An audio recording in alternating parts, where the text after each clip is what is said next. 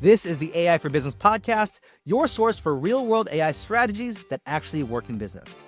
I'm Franz Sablola, co-creator of AI for Business. What you're about to hear is exclusive. This is a private meeting we've held for our top clients featuring Spencer Rascoff, CEO and co-founder of Zillow, during a private meeting session on how Spencer built one of the most disruptive companies in the real estate investing space, and he shares with entrepreneurs what to watch for in today's AI-driven marketplace. Let's take it away. Man, I am excited. It's with my great pleasure to welcome on today Spencer Rascoff onto our call. Many of you know Spencer as the co-founder and former CEO of Zillow Group, where he actually transformed the entire real estate world with Zillow. How many of us buy and sell houses, even think about real estate, really. He led Zillow through its IPO and grew the company from a small startup to a household name that we all know. Over 4,500 employees and a $10 billion market cap. But Spencer's background extends far beyond Zillow. So he co-founded Hotwire. Not sure how many of you knew that, at the age of 24. Ridiculous. That sold to Expedia, by the way, for nearly $700 million. He's helped launch .LA. It's to spotlight Southern California's growing tech ecosystem. And he now leads 75 and Sunny, where he's invested in over 100 startups and building the next generation of groundbreaking companies. He's also currently the co-founder and chair of Picasso, Recon Food with his daughter. Awesome that you got a little family thing going. Path Travel and Q. He's got 2 podcasts, Office Hours and Dad, I Have a Question. And if you're not part of those podcasts, you need to join now. Awesome podcasts. He's a graduate of Harvard University, but he now actually teaches entrepreneurship as a professor. So he teaches courses on tech startups and entrepreneurship at Harvard. So Spencer's not just a businessman, he's a visionary. He's repeatedly demonstrated the ability to identify industries ripe for disruption and create transformative solutions. His insights on leadership, navigating crisis are invaluable in today's rapidly evolving business landscape. So without further ado, please join me, everyone, in welcoming Spencer Rascoff. Welcome, Spencer. Thank you, Brian. That's a very generous introduction. I appreciate that. Good to see everybody. Hi. Yeah, thank you. We appreciate you here today. I'm glad you could spend some time with us. Yeah. It's not often we get somebody that's running such a large operation, so many different things. I'm really excited about this call myself. And actually, on the topic of Harvard, that's kind of one of the last things that I mentioned. Just to start things off, I'm curious, what question, this might even be hard to answer, but what question do you wish more entrepreneurs would ask you, but rarely do? But typically people just getting started, maybe they don't understand all the ins and outs. But what is something that you think more entrepreneurs should be asking that they rarely ask? Yeah, so I'm very much in my Harvard mode. I'm wearing my Harvard sweatshirt. It's because today is grading day. I have 125 exams. The final was yesterday for my course, and so I've got to spend the rest of the day grading them. So I guess this is my 4th year teaching entrepreneurship at Harvard. The first year was at Harvard Business School. The last 3 have been at Harvard College. So I have 125 undergrads. And to answer your question, Brian, my most common sort of contention or source of angst, I guess, is that these kids are all in too much of a hurry. If it feels a little weird as a professor of entrepreneurship, but I actually try to discourage them from doing startups straight out of college or during college or even in their early 20s necessarily. I think they would benefit from more time in corporate America and seeing what excellence looks like at other companies. So I encourage them to go do 2, 4, or 5 years at a big tech company or a small tech company before branching out on their own and trying to do a startup. That's great advice. On the topic of teaching entrepreneurs, because you do this frequently, what do you feel are a few of the top lessons that you share in your classes that would help new entrepreneurs drive the most impact? Or to put it another way, the most common question people ask is, if you could go back in a time capsule and give advice to your 20-year-old self on entrepreneurship, what would you tell yourself? Well, in terms of what prevents companies, startups in particular, from succeeding, it's a lack of go-to-market. So I see lots of brilliant engineers or even brilliant business people partnered with brilliant engineers that scope, design, and build great software, super cool websites, super cool apps that nobody uses, that have no chance of being discovered. And um, it's a very crowded world, a very crowded landscape, much more so than ever before, certainly more than it was 10 or 20 years ago, but increasingly more and more crowded every day. And um, go to market is often an afterthought for startups. And so that's one thing I try to get through in my course repeatedly, of that you have to have a go to market motion um, right at the very beginning, even sometimes before you build the product, and the product and go to market have to work together. And usually people just ignore go to market. They think if they build a great website or a great product that people will just find it and start using it. And that is absolutely not the case. No, I definitely agree with that. If you had to start over from scratch with everything that you knew, and you had $10,000 to start with, what would you do? Hmm.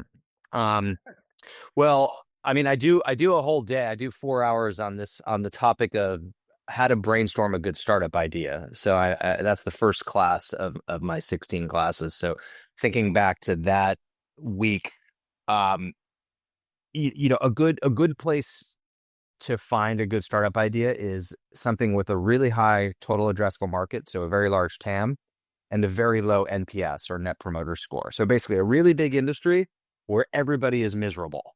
So a perfect example of this is healthcare, right? The TAM is massive. It's 20% of GDP. And everybody's unhappy. The insurance companies are unhappy. The patients are unhappy. The doctors are unhappy. The hospital systems, the nurses, everyone's angry and upset and unhappy, right? So probably somewhere in there, there's something really interesting. One of the big failings of a lot of startup ideas is that they're features, not companies. So they are solving something that is, just not it's not large enough to sustain creating a real large enterprise. So that's why you have to have a TAM lens on top of these things. And then the last thing I'd say is that founder market fit is critical. So finding something that you feel passionately about, a problem either that you have personally or that you have some unfair advantage to solve, that's critical, because these startups are hard. I mean, most of them fail, and they're full of challenges and adversity. And if you want to have the fortitude and energy to push through, you have to actually give a shit about solving that problem. You can't just be motivated by financial gain. And so, the final exam that I've been grading, and we'll spend the next 6 hours grading, is about Duolingo.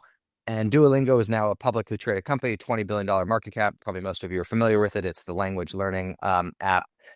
And the first question of the exam is, in what ways do the two co-founders demonstrate founder product fit for creating Duolingo? And the answer is, they're both immigrants. They grew up in Central America, learned English as adults. So they had a personal connection to the problem of learning language. They had built other online games before.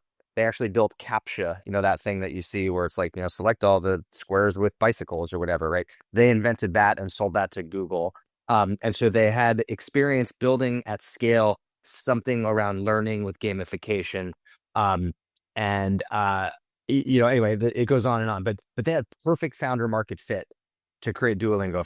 If I had been the founder of Duolingo, it wouldn't have been successful. And if they had been the founder of Zillow, it probably wouldn't have been successful. So there's something about the individual founder and their connection to the problem that is really important. That's awesome. So you mentioned like trying to go in and find where the problems are, like the NPS score, which incidentally, I was just talking about this in our company a little bit. But where do you start? Like, how do you locate that kind of business? Like, I kind of would combine these different threads, right? The high TAM, low NPS, and founder market fit, by saying where you start is close to home. I keep a list of problems that I encounter, that I see in the world, and some of them are really small and stupid and are not big enough to create a company, and others can create a company. And I've had that for 15 years. And for example, one of the things on that list was, it's hard to figure out what to watch. My wife and I sit there for 20 minutes every night looking through Netflix and Prime and Hulu. It gets worse and worse every year because streaming is so fragmented. So that idea was on my problems I see in the world list for years, for probably a decade. And when I left Zillow 5 years ago and I started looking at that list, that was one of the first companies that I started. And that company is called Queue. And it's an iPhone app and an Android app. We have millions of downloads. We've raised 5 million of venture capital, and it is the best way to discover what to watch. It's basically a social TV guide. It shows you what's on which services and what your friends are watching where, and it lets you discover content and track what you're watching. So I mean, I didn't analyze the addressable market or go do market research to figure out what the NPS was of people in streaming. I just knew that this was a problem that I have. I probably should have done some research to validate it, but it was like sort of obvious because everybody talks about this problem all the time. And I went out and built an MVP. I recruited a team out of Snapchat. And we built this product, and then we built a go-to-market motion to figure out ways to drive downloads, and that's Q. So a good place to start is close to home, things that you have some unfair advantage over. Yeah, that's great feedback. So when talking about like creating an MVP, I feel like a lot of entrepreneurs, like they get a little bit of paralysis of overanalysis, trying to add every idea that they can possibly think of. Like, what's your advice on just getting something out there? Like, It should be super lightweight. This is actually one of the exam questions is, if you were starting Duolingo today, what is an MVP that you would ship just to assess if there's interest in the product? And there are a lot of good innovative answers to this question. Things like you can just create a false door test on the web. So put up a website that says, we're going to have learning classes for whatever, online and whatever. And then you have a couple different sort of links on it, and you assess people's interest based on what they're clicking on. So, that's a false door test. So that's a super simple one. Another is some of the things the students have said is they would use Quizlet, which is a free online tool that lets you create kind of these easy games, to just create some simple language learning Quizlets, and then try to promote them on TikTok and Instagram, and see if things start to go viral, and if just to assess interest in it. There are now tons of great AI tools to build websites, even if you're not technically proficient. So you can build low code, no code websites or apps pretty simply now. So there are a lot of ways to build MVPs. A pretty good rule of thumb in tech is that if you're not at least somewhat embarrassed by the first version of your product, you probably waited too long to ship. And you can go back. I mean, it's fun. Go spend 20 minutes, go Google like the homepage of Airbnb at launch and look at what Airbnb looked like on day one, or go look at Hotwire, go look at Zillow. I mean, Zillow on day one, which is February 2006. I mean, it is hideous. It is not full featured. It's terrible. Like, there are typos. It's like hard to look at. But like, if it was perfect and full featured, then it just meant that we waited an extra year or two, and that was not the right trade-off. So yes, it just get something out there is the way to do an MVP. great input. And having said that, at what point do you know, like, whether you should continue to go, or like, I think people look at like guys like you, that everything that you touch is gold, that you never. First of all, that's a misnomer. So we should clear that up, right? So nobody, it is not like that for anybody. Certainly not me, not Elon Musk, not anybody. Like, everybody has lots and lots of failures. I certainly do, and even the things that have succeeded have most of them have been roller coasters and have almost failed repeatedly.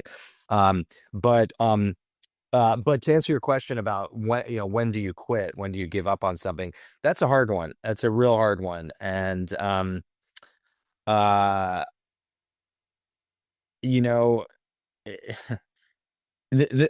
thing about being a good founder is being able to sort of like modulate between the boundless optimism of thinking that trees only grow to the sky with realism as well, and knowing when to dial those up or down. Relying on outsiders for perspective is important. Like, for example, if you bootstrap a startup off your own money and your own credit cards and maybe some friends or family, and you build something, and then you go out and pitch 50 or maybe 100 VCs, and 100 out of 100 not only pass, but all give you negative feedback on it, then it's probably time to start paying attention to that feedback. Now, I have one company that had 60 passes before raising a round. Hinge, the founder of Hinge came to my class. Hinge is owned by Match Group, and Hinge is probably worth $2 or $3 billion inside of Match Group, which is worth like $10 billion. And Hinge had almost 100 no's before they got to yes. So it's hard because you want to believe in yourself, and you're going to hear a lot of no's. But it's not just the no; it's also the feedback. If you're hearing from investors or advisors, hey, this is a really good idea, but like I'm going to pass for now because I want to see more traction, or um, I'm a little concerned about, like, if the feedback is resounding and consistent, and you don't see a path to overcoming that, then it's probably time to give that real heft. But it's hard to know when. It's real hard. Well, I wanted to ask because I know, like, again, like we all just see Zillow as like the giant, like, even like I know you got different companies, but I know even you had a rough patch like during, the 2008. Lots of rough patches, yeah. And generally, the public, we don't see that kind of stuff. So, if you want me to talk about that for a second, or I'd love for you. yeah. So I mean, I do a whole 3 hours on this topic called managing through adversity, and I talk about running Hotwire through 9/11, which was effing terrible, and running Zillow through 2008, which was also terrible. But I have a slide that shows, I think there were 14 really, really dark times at Zillow along the way. One of them was the 2008 financial crisis, when there was a mortgage meltdown and people weren't buying or selling homes, and there was foreclosure crisis, et cetera. But there were 13 others. There was 2 years where we battled with the CFPB about whether we were violating RESPA, which, for those not in real estate, is a law that governs how real estate agents and mortgage lenders can interact. And it's some serious heavy stuff. Like, if you are on the wrong side of that, you can go to jail. I see in the chat pushback from Realtor Association. Yeah, we had tons of pushback from the real estate industry at large, brokerages, MLSs, and others. We had a short attack from once we were public, from a hedge fund that put out a quote unquote research report saying like Zillow's terrible and the stock is going to zero. It's not really a research report. They're basically a hedge fund that goes short on the stock, betting it's going to go down, and then manipulates the stock by putting FUD out in the marketplace to try to drive the stock down. Now, the guy that did that ended up going to jail a couple of years later, so that made me feel better for breaking the law and doing exactly that on a different company. Anyway, I could go on, but like, trust me, there were lots and lots. iBuying, we could spend an hour on iBuying as well. So, like, yeah, the value of the company and the just general like vibes of the company, it's kind of the sawtooth thing, and you hope over the long run the slope of the line is going up, but you can't forget, I certainly never do, about all the downs, and that's what being an entrepreneur is all about. And the weird thing, Brian, honestly, is like, I think if you ask most founders, myself included, we wouldn't actually trade any of that for anything at the time when you're in it, and you've got like bullets flying by and you're in the trenches. Like, it feels awful, but once you get to the other side of it, it made you a better team and a better company. And actually, it's some of the best times as you reflect back. Probably, I've never been in the military, but I'm guessing basic training, or when you're under fire, I'm sure it's just god awful, but on some level, it also makes you a stronger, better person. And I'm sure binds you with your teammates and colleagues in a way that if everything's going well, it doesn't have the same effect. I couldn't agree more. I've learned my biggest lessons from failures. In fact, one of our weekly calls is fail forward. Actually, no pressure, no diamonds, right? Right. On that topic, what's one lesson you learned during your journey that most founders don't realize till it's too late sometimes? There's a misperception that like this archetype of a brilliant software engineer, like wearing a hoodie, kind of working alone in his basement with the video, he plays video games and then he codes and then he like creates some company. Like, that's not real life. These are all about teams and teams of teams. And even with all of the growth in automation and technology and AI, at the end of the day, at least for now, it's still groups of people. Maybe it'll be smaller groups of people than it used to be, but it's still groups of people that are aligning to a particular mission and then creating environments where diverse viewpoints result in better decision making, and then building something together and storming up, charging up that hill together. And so there needs to be more education about and more emphasis on sales and charisma and storytelling and ability to motivate people, ability to recruit and retain and motivate people and get people fired up behind your shared vision. Those are skills that are I think, more important than technical prowess or software engineering or being a brilliant coder. But they don't get talked about very much because it's not like in the Facebook archetype of Mark Zuckerberg, sitting alone, being kind of a dick, but banging out code. Like that's actually not real life. Like real life is teams. Yeah, insightful. This is actually I don't know if Chris is on, but right now, but one of our members, Chris Holland, wanted to ask, what's the key mindset shift or strategic decisions that were most critical in successfully scaling Zillow, and how can small business owners apply these principles to grow their ventures sustainably? So for me as CEO of a growth company, the thing that I had to be really intentional about was changing my schedule and my focus, and sometimes even my mindset as the company grew. Because the things that I was doing when we had 2 employees and 10 employees, 20 employees, 50 employees were not the right things once we had 100 employees, 500 employees, 1,000 employees. And that's true at every, even if you remove a zero from all those numbers, it's true as companies scale. Sitting in a weekly product review or listening in on customer calls or interviewing every candidate, like those are things that make sense at small scale, but not at mid scale or large scale. And so one thing I think I did pretty well as we grew was I was very intentional about every 6 or 12 months, sort of wiping everything clean, declining all recurring meetings, and basically recasting my job for the next 6 or 12 months. So saying, look, if a new CEO walked in today and got this job, what would their priorities be? What would they focus on for the next 6 or 12 months? Because the things that I'm focused on are just, they're backward looking. They're just because that's what I used to be focused on and how I used to conduct my day. So let me really try to be intentional about what life's like going forward. Now, if the company is kind of static, it doesn't change that much. You don't really need to be that intentional. But if the company's changing a lot or growing a lot, that requires a level of intentionality that I think is important. What would you say? What do you know to be true that most people would disagree with?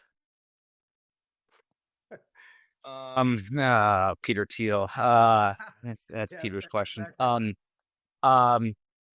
I don't get crypto at all. Like, I think crypto is bullshit. And I like, if I owned a lot of Bitcoin at 5,000. I sold it all at 10,000. I was like, oh, this is great. Like, but there's no purpose for this thing. So I'm out. And obviously I was totally wrong from an investment standpoint. But if I look back at what the impact of this invention has been, it's just to create wealth and consume a lot of electricity. I don't actually see anything else good that's come out of it. So I would call myself a kind of a crypto skeptic in the Warren Buffett school. And obviously that point of view is very out of favor, especially among tech, fancy people in tech who disagree with me. So maybe that's one, including Peter Thiel.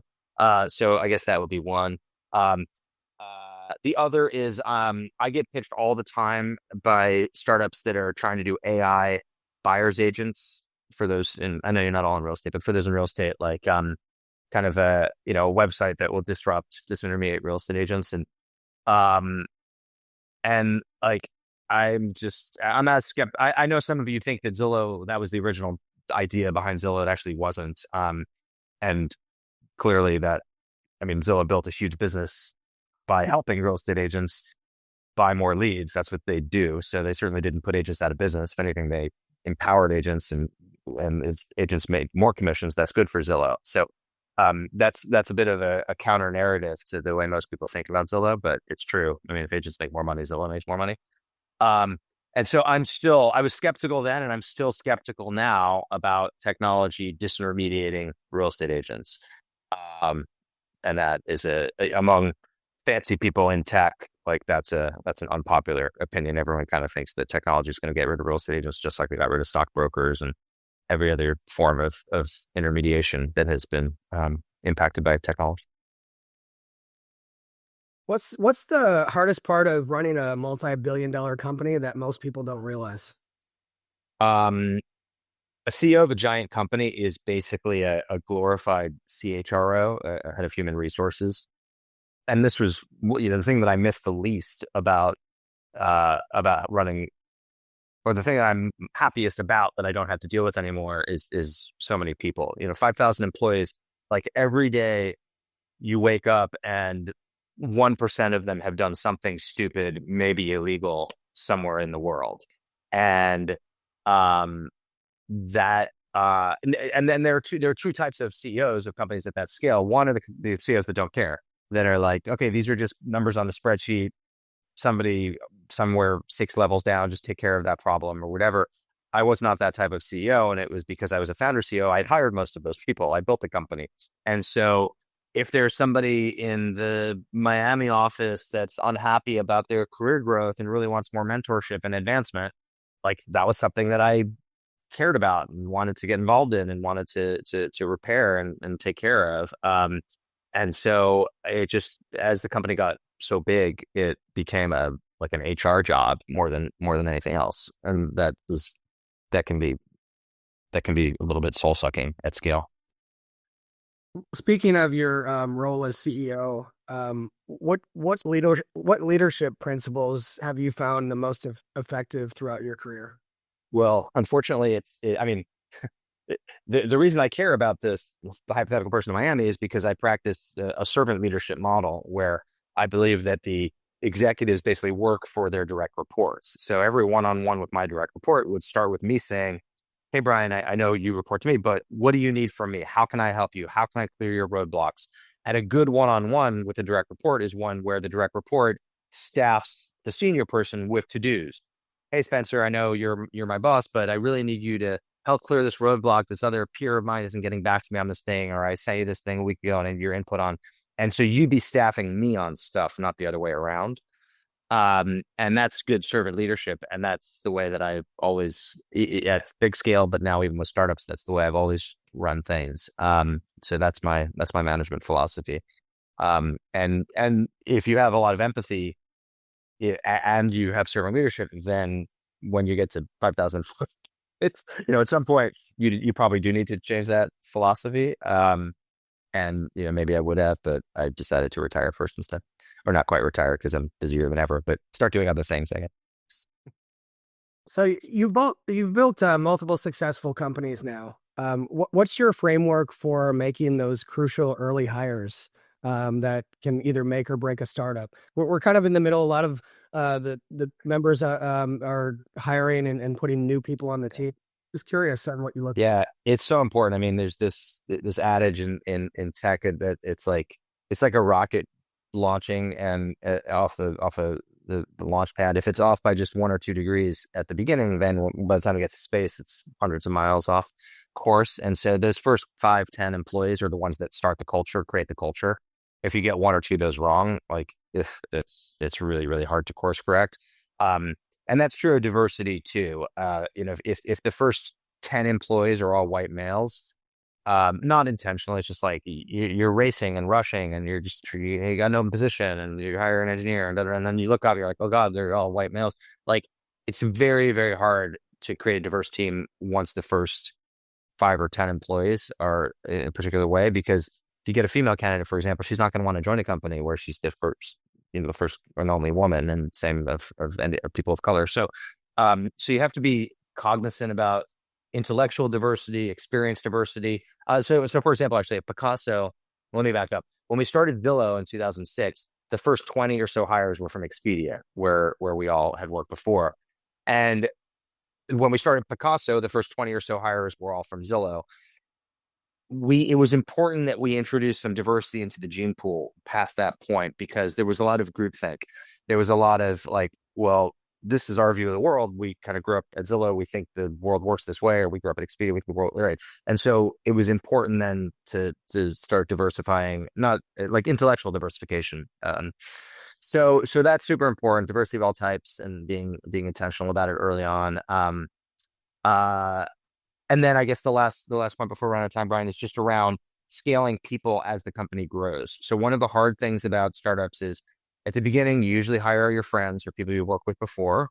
And then a year later, many of them are not what the company needs at that stage. And I would equate this to a sports team. Maybe you've got a running back and they're great in season 1, and then season 2, they're just as good. They have not lost a step. But for whatever reason, maybe you got a new wide receiver, and so you're gonna run more, your throwing plays and fewer running plays, or the run defense is really strong in your division, and so you want to course correct, whatever. And so you may have to cut that person, even though they're still good at their job. And in startup language, it could be that person is still good at their job, but the job scale has grown. The quick example I use is email marketing, where I remember we hired somebody early on at Picasso to do email marketing. And at the time, email marketing was just like a simple newsletter, like a once a week email. But over the next year or two, it became push notifications and lifecycle marketing and full scale database marketing and like building multiple personas for different customer types. And that person was still really good at email, but that wasn't really what we needed in the role. The role had scaled beyond them. And so that was somebody that we had to move out, even though they hadn't lost a step. So that's difficult, especially if you recruit a lot of friends. But that's just really, really important as the needs of the business change. Appreciate that. Yeah. So one question, this for me, especially, but I know you're involved in so many different things. You're teaching, you got all these different businesses, you're helping startups, you're hosting podcasts, you're giving back. What's your approach to time management? Like, how do you decide how to use your time, avoid burnout, life work balance? Yeah. I mean, I control my own schedule a lot more now than I used to because I have a lot going on. I'm chairman of 5 companies, and then I'm on 2 other boards. So I'm on 7 boards, 5 of which I'm co-founder of. But I don't really, I control my own schedule. And so that's a real game changer. And so I tend to, I try to prioritize family, and I mean, it's different now. It's not really a fair question because I think many of the people on this call are probably where I was five years ago, where you're still grinding 24/7. I'm grinding like 23/6 now. And it's a big difference. And that extra hour and extra day is it feels like a lot more. So I guess if I can answer it from before, I tried to bring a high level of intentionality around time management.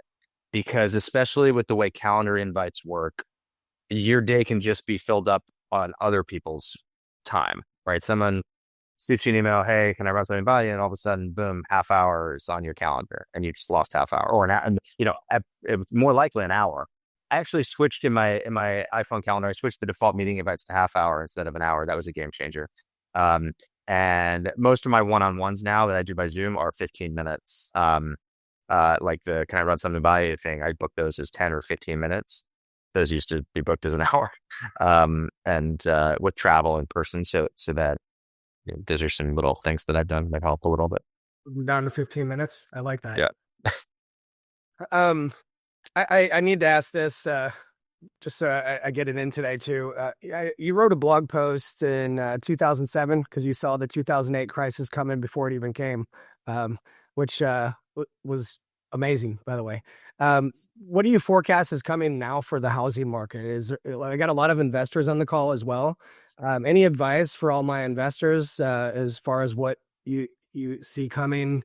I mean, this is like an impossible time to forecast because we're entering a completely bizarro world where, I mean, look, in the last 24 hours, like we went from a compromised government funding plan to one that Elon Musk woke up on the wrong side of the bed and decided to torpedo. And then it looked like we're going to have a government shutdown. And then now it looks like as of 5 minutes ago, maybe it's back on track. And it's like, regardless of whether you voted for Trump or Harris, we could probably all agree that we're entering like a pretty topsy-turvy environment where the House and the Senate hang they're basically evenly divided, and then we have a pretty unpredictable executive branch, I guess you could say. So it's very hard to predict anything. All right, we don't know if the Fed is going to continue to be independent or not, for example. So we have no idea what's going to happen with mortgage rates, or if the White House is going to basically start dictating mortgage rates directly or indirectly. So with that with that as background, I had another friend yesterday who like painted a picture of how in 2025 Taiwan is likely to be invaded by China, and he like walked me through this very convincing argument as to why we're probably going to be at war with China in the next year. And you're like, oh God, like I hadn't even, I thought maybe we had finally dodged this bullet in Ukraine and now, or in Syria in the Middle East. And now you're like making me worried about China and Taiwan. So who the hell knows, Brian? But I guess that having been said, what most people are predicting about real estate is that we're through the worst of it. People have adjusted to higher mortgage rates, and the logjam is starting to break on inventory.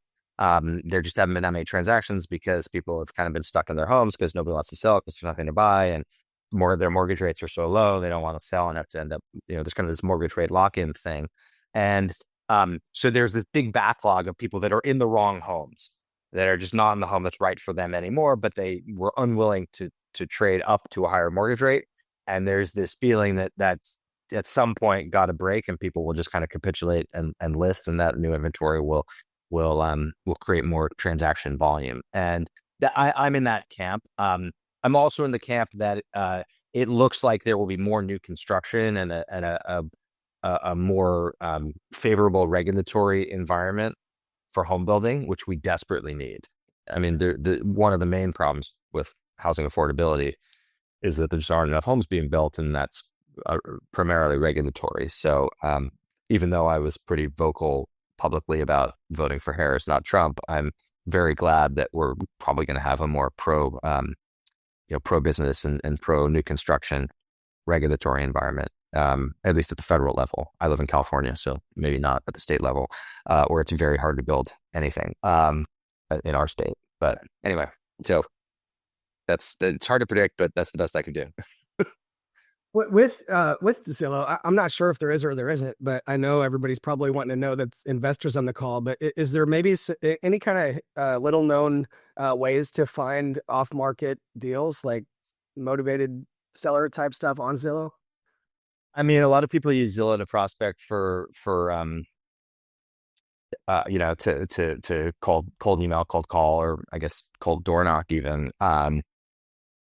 People to try to generate off-market listings. That's not new. Or they do direct mail based on they look at the Zestimate versus if you have data on people's mortgage or what the what they paid, that they kind of see like, hey, you've got a lot of gains, and they try to generate off-market listings that way. I've never been a real estate agent, to be honest, so I'm just not sure how effective that is. I think it's pretty effective because agents tell me it is, but I really don't know.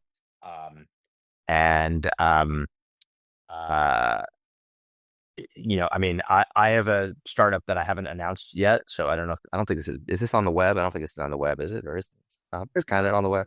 This is to this group. Yeah. Okay. So, I haven't announced this startup yet, but if you're a real estate agent, I started with a bunch of former Zillow people. If you're a real estate agent that is interested in an AI solution to improve productivity, I guess is the way I would describe it. There are about 1,000 agents using this product already that I created with a couple former Zillow people. You can email me, and I'm happy to put you in touch with them. But so my email for that, you can do Spencer, so SPENCER. Actually, I'll just put it in the chat real quick.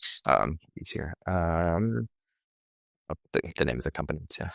And would this be good for investors as well, or is it specific to agents? No, it's not really for real estate investors. It's basically software to make real estate agents be superstars and have superpowers. Cool. Yeah. It's not really for investors. So our brand is AI for business. So a lot of people are super interested in AI. So while we're on the topic, I see it's housewhisperer.ai. But you built heylibby.ai for gyms. With your experience of all this stuff, how do you see AI transforming the future? What opportunities should entrepreneurs be paying attention to? Yeah. So, I mean, if you think of the productivity stack, no, it's not. It works in other countries, Rowan. If you think of the productivity stack of a real estate professional or really of any knowledge worker, but let's use real estate just real quick. So my mom was a realtor when I was a kid, and I remember she had a landline, and then I remember she got an answering machine, and that was like a big unlock if you're a real estate agent. Can you imagine not having an answering machine, right?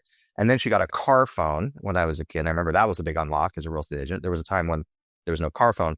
Then she got a cell phone. Then she retired, but then they got text messaging. So, okay, then the productivity stack expanded to a website and then a CRM and then lead generation like Zillow. So that's what's on the utility belt toolkit of the super real estate agent right now.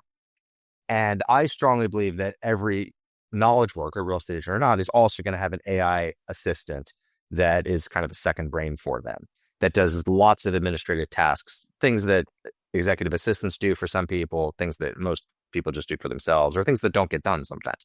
And that AI kind of second brain is going to help people be way, way more efficient. And there are certain verticals that require customization for that AI assistant. So, for example, House Whisperer is this for real estate agents. So it connects to an agent's CRM. It pulls out insights. It says, "Hey, Spencer, you haven't talked to Brian in a long time. Send him in this listing." It listens to phone calls and updates your CRM. It pulls out action items from them, et cetera. Hey Libby is another one of my companies that's doing that for the recreation and wellness category, a category where there's nobody at the front desk, right? So you walk out, you're at the gym, and you walk up to the gym, and the person you want to talk to about scheduling your next Pilates lesson or changing your membership to weekly, not monthly, or whatever, they're wiping down machines or replacing towels or teaching the karate class or whatever. Any category where the person is not there to deal with this stuff, AI should be helping them, and that's going to apply to most categories.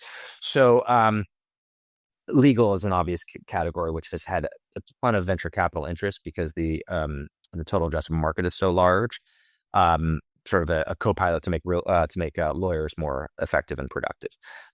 So basically, to answer your question, Brian, my investing philosophy with respect to AI is to place a couple vertical specific bets on AI productivity software in those categories.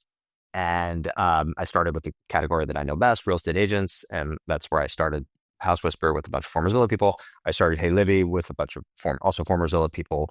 And then I've got investments in a couple other categories.